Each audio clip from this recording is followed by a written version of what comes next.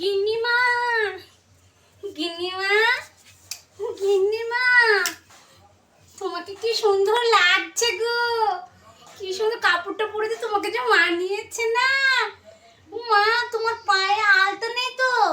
গিন্নিমা, একটু আলতা পরিয়ে দেবো তোমাকে, একটু দিখানে একটু আলতা পরিয়ে। তোমার মাথার চুলটা এরকম একটু বেনি করে চুল দিয়ে তেল দিয়ে একটু চুলটা বেঁধে দেবো গিন্নিমা। হ্যাঁ, বেঁধে দেবো একটু। গিন্নিমা, তোমাকে কি সুন্দর লাগছে দেখতে। গিন্নিমা, তোমার হাত পাগুলো কি সুন্দর দেখতে লাগছে। গিন্নিমা,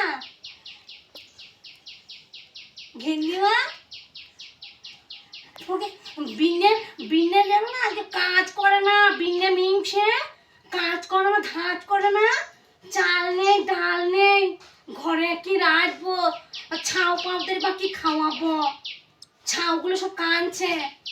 বিনের বিনে কাজ করবে না, ধাঁচ করবে না, ঠিক যে বসে থাকবে। গিন্নিমা, গিন্নিমা, কি সুন্দর লাগছে। তুই আর তেল মারিস না। বল কি বলতে চাইছিস তুই? তোরা হলো কুকুরের জাত। যতক্ষণ না তুই আর বেনে, যতক্ষণ তোদের সাথে না পড়বে, ঘেউ ঘেউ করবি না, মুখের জন্য আড়াবি না। বল কি বলতে চাইছিস, তুই পথে আয়। গিন্নিমা, বেনে কাজে যায় না। সেই এক সপ্তাহ ধরে শুয়ে আছে ঘরে।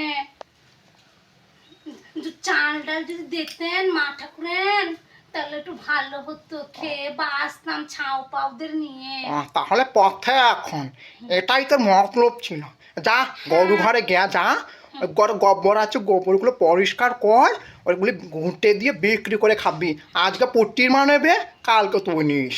বেশ ঠিক আছে গিন্নিমা, বেশ দাও চাল দুটো নিয়ে।